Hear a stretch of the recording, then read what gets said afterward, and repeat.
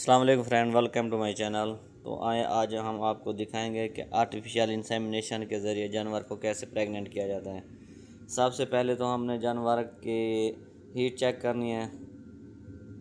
Artificial insemination के ज़रिए अंदर हाथ डालना है और जानवर की हीट देखनी है कि ये टीका रखने का टाइम है भी या नहीं, और जानवर के अंदर गर्माइश होती है वो चेक करने के बाद अगर हमें तसल्ली है भी हीट में है तो फिर हम आर्टिफिशियल इंसेमिनेशन के ज़रिए सेमन बनाएंगे। ये देखें, हमने पानी में ये सेमन रखा हुआ है।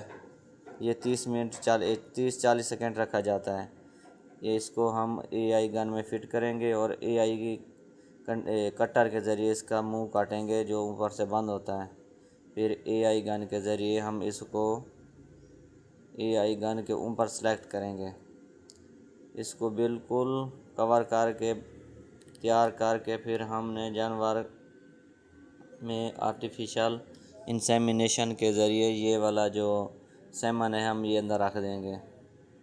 पहले बिल्कुल अच्छे से सफाई करनी है। सफाई करने के बाद हमने जानवर को अच्छे तरीके से चेक करने के बाद ये देखें, अब जानवर बार बार पानी निकाल रहा है तो हमने रुक जाना है।